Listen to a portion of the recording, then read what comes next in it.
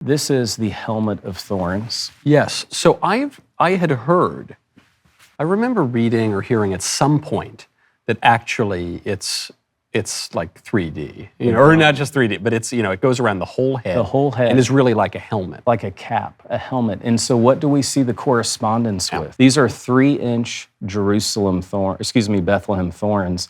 When they dry, they're as sharp as nails. I'm going to say to you what I said to my triplet boys. Here, try to prick your finger on the end of one. Right. You can see. I just did.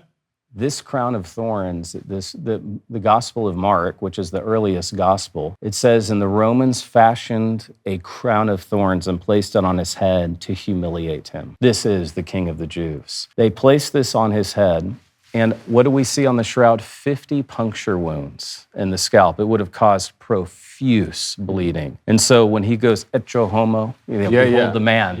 You can imagine, crown of thorns, blood-stained. The scene would have been incomprehensible. It also just occurs to me looking at this, for people who will find it unfamiliar, that's not what the Crown of Thorns looks like. This is what an actual crown looks like. Exactly. Actual crowns are not headbands. Right. If you've ever seen like the Crown of St. Stephen, yes, or whatever, a crown in the UK, they look like this. Yes. They cover your whole head. Huh. And isn't that fascinating?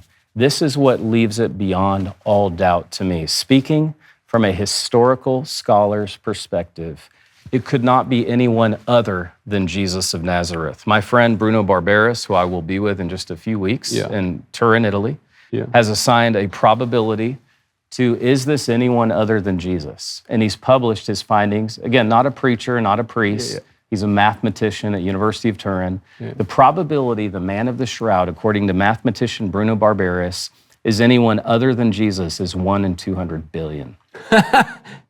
So I guess there's still a chance for the skeptics. Yeah, it is. You're saying there's a chance. Yes. But the connection being that the wounds from this particular crown of thorns match the man of the shroud in a way that, a little laurel wreath or something wouldn't have. And leaves it beyond all doubt it's anyone other than Jesus of Nazareth. Because the other guys didn't get this. No, no one did that we know. We know of one in history who was crucified. This is one of one. Utterly unique.